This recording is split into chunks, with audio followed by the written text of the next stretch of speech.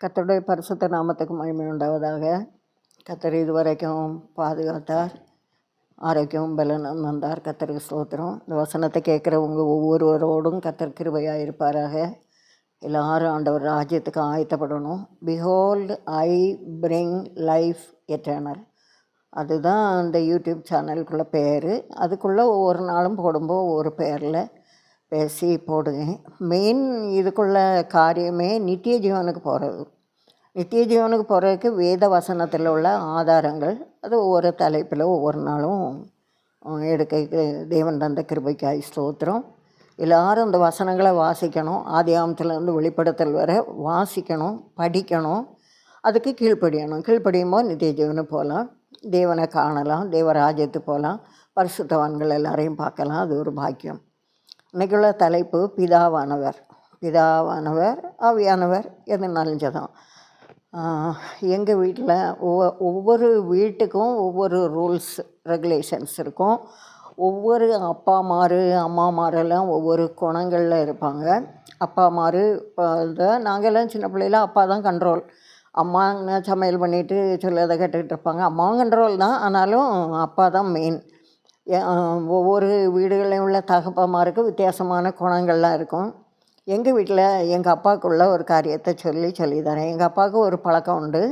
எங்கள் அப்பாவுக்கு சாப்பாடு கொடுத்தா, நாங்கள்லாம் சின்ன பிள்ளைலாம் நாங்கள் யாராவது கிட்ட நின்னா ஒரு உருண்டை உருட்டி எங்கள் கையில் தருவாங்க. தந்துக்கிட்டு தான் எங்கள் அப்பா சாப்பிடுவாங்க. அதுபோல் நாங்கள் இல்லாத நேரம் எங்கள் அப்பா சாப்பிட்டா அதை முக்கோணமாக பழைய பித்தளை பிளேட்டு, பித்தளை டம்ளரு, அந்த பித்தளை பிளேட்டில் முக்கோணமாக வெட்டி, இப்போ இந்த பீஸா பீஸ் எல்லாம் இருக்குல்ல, அதை மாதிரி ஒரு முக்கோண பீஸ் எங்களுக்கு வச்சுருப்பாங்க. அப்போ நாங்கள் ஸ்கூல் விட்டு வந்து நானும் எங்கள் மூத்த தம்பி, இளைய தம்பி யாராவது நாங்கள் முந்தி வரவங்க அந்த பிளேட் எடுத்தால் அவங்களுக்கு தான் அந்த சாப்பாடு. நாங்கள் சண்டை போட மாட்டோம். யாருக்கு முதல்ல கிடைக்குதோ அவங்களுக்கு அந்த சாப்பாடு. அப்படி எங்கள் அப்பாவுக்கு சாப்பாட்டுக்கு மேலே எங்களுக்கு ஒரு இஷ்டம். அப்பா, சித்தப்பா, தாத்தா, பாட்டி எல்லாருமே நாங்கள் சின்ன பிள்ளைகளில் ஒவ்வொரு உருண்டை எங்களை கண்டவுடனே உருட்டி தருவாங்க. நாகர்கோவில் ஐபிசியில் ஜெய்சிலின்னு ஒரு அக்கா நாங்கள் ஊழியக்காரங்க. அவங்க எனக்கும் என் பிள்ளைகளுக்கும் எப்பவும் அவங்க சாப்பிடும்போது எங்களை கண்டாங்கன்னா உடனே ஜன சிஸ்டர் வாங்க, பிள்ளைகள் வாங்க, பலவா ராஜாவான்னு கூப்பிட்டு எங்களுக்கு ஒவ்வொரு உருண்டை உருட்டி தருவாங்க. அப்படி சிலருக்கு சில விதமான பழக்கங்களும் பாசங்களும். ஒருக்கா எங்கள் அப்பாவுக்கு சோமில்ல 1963 அப்போது பூதப்பாண்டியில் உள்ள ஒரு ஆஸ்பத்திரியில் அட்மிட் பண்ணிவிட்டு, அப்போ இப்படி மொபைல் ஒன்றும் கிடையாது, எல்லா வீடுகள்லையும் லேண்ட்லைனும் கிடையாது. நான் அப்போ தையல் கடை வச்சுருந்தேன் நாகர்கோவிலில். பக்கத்து கடைக்கு ஃபோன் வந்துச்சு. எங்கள் அம்மா கூப்பிட்டு என்னை கூப்பிட சொன்னாங்க. அப்போ நான் போய் என்னென்னு கேட்டோன்னா, அப்பா இப்படி சீரியஸாக ஆஸ்பத்திரியில் அட்மிட் ஆகியிருக்காங்க, பார்க்கணுன்னா நீங்கள் எல்லாம் இன்றைக்கி பார்த்துருங்க. நான் ராபிக்கும் ஆள் சொல்லி விட்டுட்டேன், ரதிக்கும் சொல்லி விட்டேன், 3 பேரும் வந்துடுங்க, வந்து பார்த்துட்டு போங்க அப்படின்னு சொன்னாங்க. அப்போ 2வது தம்பி தான் ராபி. அவன் அப்போ கேசவம்புதூர் பஸ்ஸில் டிரைவராக இருந்தான். அப்போ அவனுக்கும் போய் சொல்லியாச்சு, யாரோ பஸ்ஸை நிறுத்தி சொல்லியிருக்காங்க. அப்போ அவனுக்கும் வரணும். நான் இங்கேருந்து கடையும் அடைச்சிட்டு பிள்ளைகளாம் தைக்கிற பிள்ளைகளை அனுப்பி விட்டுட்டு நான் பஸ்ஸில் போயிட்டேன். தங்கச்சி அங்கே வந்துட்டேன்.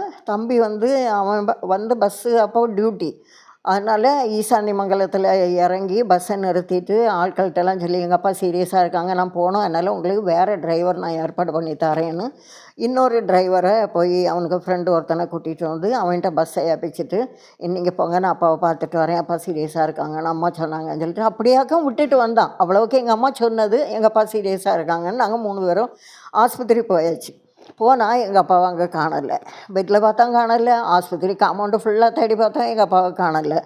அப்போ அந்த நர்ஸ் பிள்ளைகள்கிட்ட கேட்டோம், இங்கே தானே படுத்துருந்தாங்க அப்படின்ட்டு சொன்னாங்க. அப்போ நாங்கள் வெளியில் எங்கேயாவது போய் விழுந்துட்டாங்களோ அப்படின்னு நினச்சி சங்கடமாக இருந்து எங்கள் தம்பி கொஞ்சம் வெளியில் அங்கெங்கெல்லாம் போய் தேடிட்டு வந்தோம், ஒரு இடமும் காணலை. அப்போது நாங்கள் 3 பேரும் ரூமுக்கு வெளியே வராந்தாவிலே உட்காந்துருக்கோம்.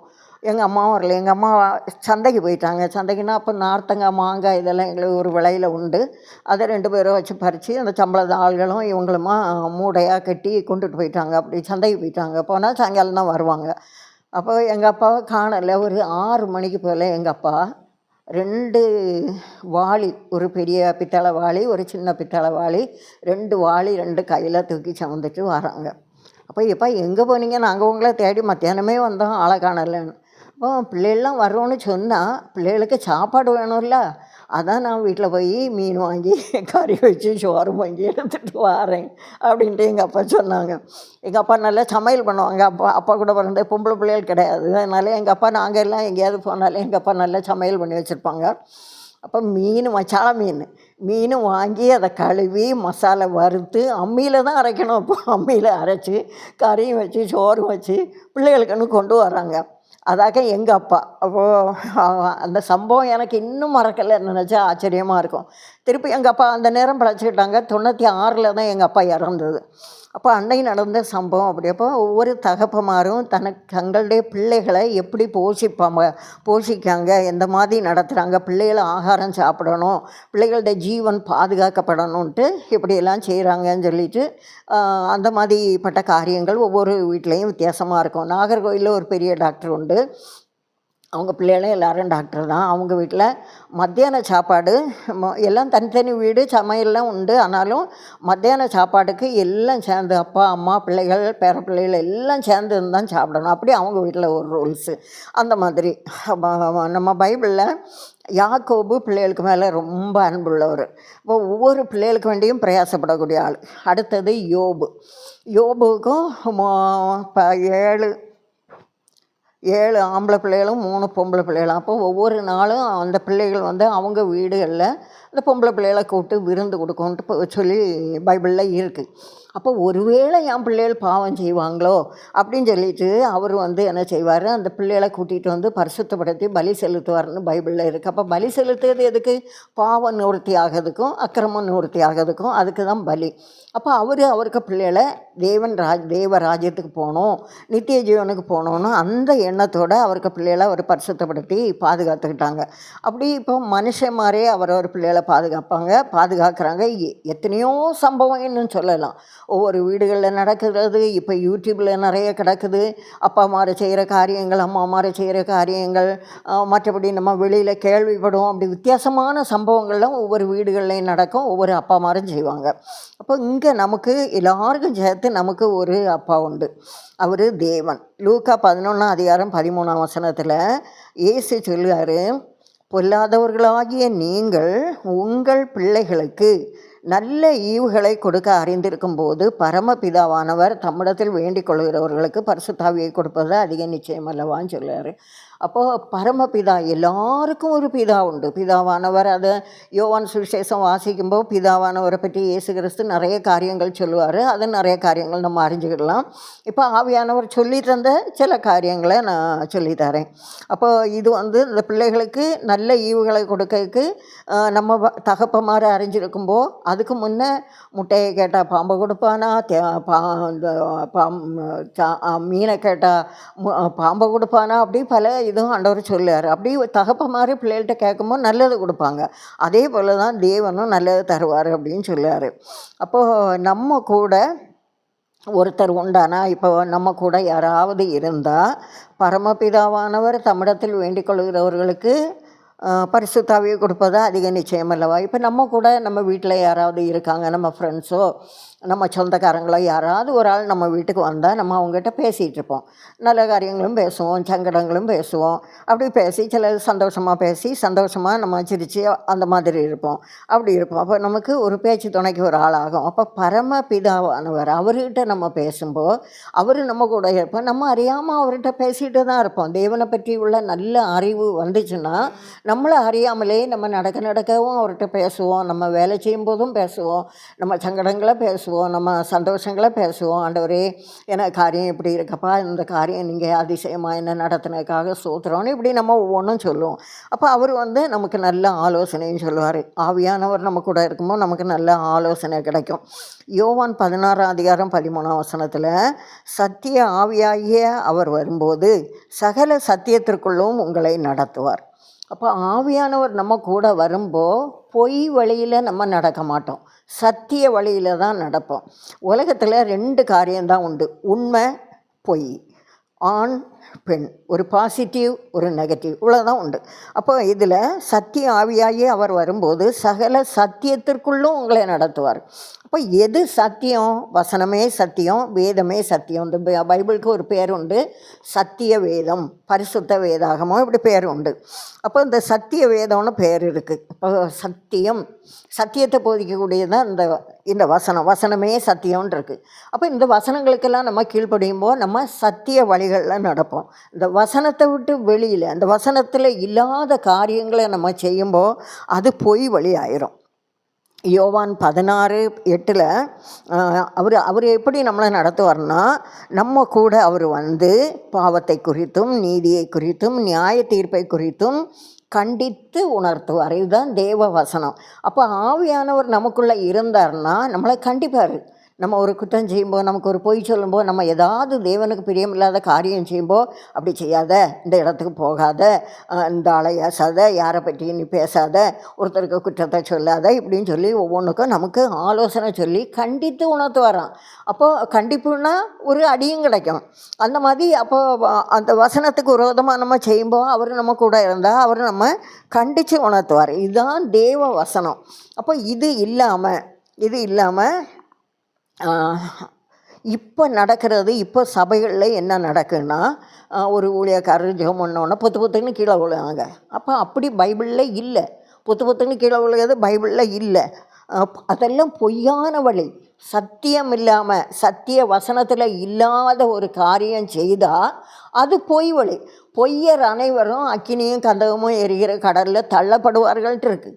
அப்போ பிசாசுக்காகவும் அவனுடைய தூதர்களுக்காகவும் ஏற்படுத்தின அக்கினி கடலில் இவங்களும் தள்ளப்படுவாங்களாம். யார்? பொய்யர். பொய்யினால், பொய் உபதேசம் உள்ளவங்க, பொய் வழியில் நடக்கிறவங்க. அப்போ அந்த கீழே விழுது, இப்படி கையை காட்டுறாங்க, உடனே கீழே விழுவாங்க. அதெல்லாம் அது என்னது ஆச்சரியமாக இருக்குது. முந்தியெல்லாம் இப்படி நாங்கள் பார்த்ததே கிடையாது.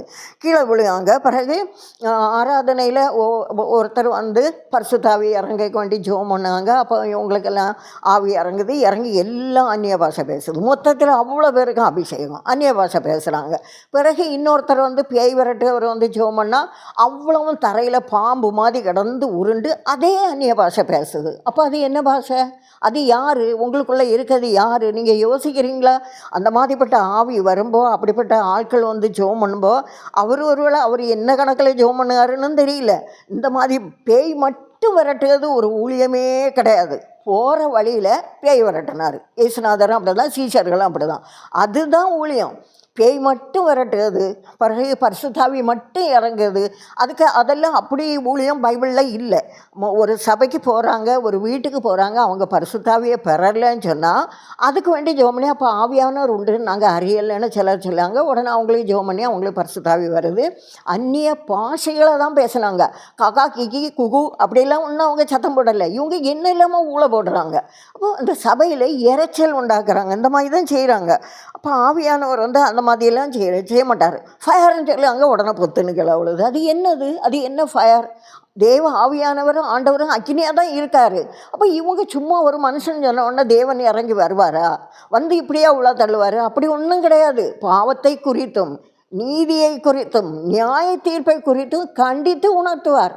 அதுதான் ஆவியானவர். அல்லாமல் பிடிச்சி தள்ளுவது, அந்த கட்டப்படி பேசுவது, பாம்பு போல நெளியது, இதெல்லாம் ஒன்றும் ஆவியானவரும் கிடையாது. ஆவியானவருக்கு கிரியையும் கிடையாது. இதெல்லாம் ஜனங்கள் உணர்ந்து இந்த நிலைமையை விட்டு விடுதலையாகி பைபிள் நல்லா படித்து நீங்கள் உங்களை திருத்தினா தான் நித்திய ஜீவனுக்கு போக முடியும். அல்லாமல் போக முடியாது. ரோமர் 5:5 பரிசுத்த ஆவியினாலே தேவ அன்பு, ஆவியானவர் செய்கிற காரியங்கள் என்னன்னு சொன்னால், ரோமர் 5:5 பரிசுத்த ஆவியினாலே தேவ அன்பு நம்முடைய இருதயங்களில் ஊற்றப்பட்டிருக்கிறது. இப்போ நாம் பெறுகிற ஞான ஸ்நானம், இந்த பரிசுத்தாவி வரும்போது தேவ அன்பு நமக்குள்ளே இருக்குது. நம்மளை அறியாமலே நம்ம ஜனங்களுக்கு உதவி செய்வோம், யாருக்கும் உதவி செய்வோம், நம்ம கூட உங்களுக்கு ஹெல்ப் பண்ணுவோம், மற்றவங்களுக்கு நல்ல ஆலோசனை சொல்லுவோம், ஆண்டவரை பற்றி சொல்லிக் கொடுப்போம். ஒரு வசனம் தெரிஞ்சதுன்னா அதை மற்றவங்களுக்கு சொல்லிக் கொடுப்போம். அந்த மாதிரிப்பட்ட குணங்கள் நமக்கு வரும். மற்றவங்களை நேசிக்கணும், நமக்கு தெரிஞ்சதை மற்றவங்களுக்கும் தெரியணும், அவங்களும் ஆண்டவர் ராஜ்யத்துக்கு வரணும். அந்த மாதிரிப்பட்ட ஒரு சிந்தை நமக்குள்ளே வரணும். அதுதான் தேவ அன்பு. மற்ற 28:19 பிதா குமாரன் பரிசுத்தாவின் நாமத்திலே ஞானஸ்நானம். அப்போ ஞானஸ்நானம் எடுக்கும்போதே பரிசுத்தாவியானவருக்கு பேரில் தான். பிதா, குமாரன், பரிசுத்தாவியின் நாமத்தினால தான் ஞானஸ்நானம். சும்மா வெறுமனையே ஞானஸ்நானம் கிடையாது. அதனால் அந்த காரியமும் ஆவியானவரால் உறுதிப்படுத்தப்படுது. அடுத்தது பரமபிதா என்ன செய்கிறாருன்னா, யோவான் 5:21 பிதாவானவர் மரித்தோரை எழுப்பி உயிர்ப்பிக்கிறது போல குமாரனும் உயிர்ப்பிக்கிறார். அப்போ பிதாவுக்கு என்ன வேலை? பிதா தான் ஆவியானவரை நமக்கு தாராரு. பிதாவுக்கிட்ட வேண்டிக் கொள்ளும்போ பரிசுத்தாவியானவரை தருவது அதிக நிச்சயமல்லவா? அதான் நம்ம முதல்ல அந்த வசனம் எடுத்தோம். அப்போ அவர் ஆவியானவரை தரும்போ அந்த ஆவியானவர் என்ன செய்கிறாரு? பிதாவானவர் மரித்தோரை எழுப்பி உயிர்ப்பிக்கிறது போல ஆவியானவரும் உயிர்ப்பிக்கிறார், குமாரனும் உயிர்ப்பிக்கிறார் அப்படின்ட்டுருக்கு. அப்போது அதுக்கு அர்த்தம் என்ன? அக்கிரமத்திலும் பாவத்திலும் மரித்தவர்களாக இருந்த உங்களை உயிர்ப்பித்தார். அப்போ நம்ம பாவம், அக்கிரமம், நம்ம மீறுதல் இதெல்லாம் விட்டு மனம் திரும்பி ஒரு புதிய ஜீவிதத்துக்கு வர்றது தான் நமக்கு ஒரு அந்த புதிய வழி வர்றது தான் நமக்கு தேவ ஆவியானவர் நமக்கு போதித்து தரக்கூடிய வழி. அப்போ அப்படி நம்ம வரணும். 2 கொரிந்தியர் 3:17 கர்த்தரே ஆவியானவர், கர்த்தருடைய ஆவி. அப்போ கர்த்தர் தான் ஆவியானவர் அப்படின்னு சொல்லிட்டு அதில் இருக்குது. கலாத்தியர் 6:8 ஆவிக்கென்று விதைக்கிறவன் ஆவியினாலே நித்திய ஜீவனை அறுப்பான். அப்போ ஆவிக்கென்று விதைக்கிறவன் சொன்னால் ஆவியானவர் நம்ம கூட இருக்கணும்னு அந்த ஆசையில் நம்ம ஜீவிக்கும்போ ஆவியானவரை நம்ம ப்ளீஸ் பண்ணி ஆவியானவருக்கு பிரியமாக மற்றவங்ககிட்ட அன்பு காட்டி இந்த வசனங்களுக்கெல்லாம் கீழ்ப்படிஞ்சு சத்திய வசனம் என்ன சொல்லுது அதுக்கு கீழ்ப்படிஞ்சு பொய் வழியெல்லாம் வெறுத்து பொய்யை விட்டு பொய்யான உபதேசத்தை விட்டு பொய்யான வழிகளை விட்டு பொய்யான நடிப்புகளெல்லாம் விட்டு பொய்யான நடிப்பு சபைகளை பெரிய போச்சுப்போம் அதெல்லாம் விட்டு நம்ம மனம் திரும்பி ஆவிக்கென்று விதைக்கிறவன். அப்போ அந்த மாதிரி நல்ல வசனங்களை சொல்லிக் கொடுக்குறவன் ஆவியினாலே நித்திய ஜீவனை அறுப்பான். அப்போ எல்லாத்துக்கும் முடிவே நித்திய ஜீவன் தான். Behold I bring life eternal. அப்போ நம்ம ஒவ்வொன்றும் நம்ம பரிசுத்தாவியானவரும் நம்மளை வழி நடத்துறது நம்ம நித்திய ஜீவனை பெற்றுக்கொள்ள வேண்டியது தான். இந்த அறிவு நமக்கு வேணும். நம்ம ஜீவனை பாதுகாக்க என்ன செய்யணுமோ அதை நம்ம செய்யணும். அது செய்தால் ஆண்டவர் நம்ம கூட துணை இருப்பார். ஆண்டவர் தாமே இந்த வார்த்தைகளால் நம்ம ஒவ்வொருத்தரையும் ஆசீர்வதிப்பாராக. எல்லாரும் நல்ல பைபிள் வாசிங்க, ஜெபம் பண்ணுங்க, ஆண்டவர் பிரியமாக ஜீவிங்க. வாசிக்கிற வசனத்துக்கு மேக்சிமம் கீழ்ப்படிய முடிஞ்ச எல்லாத்துக்கும் கீழ்ப்படிங்க. ஆண்டவர் உங்களை ஆசீர்வதிப்பாராக. ஆமென்.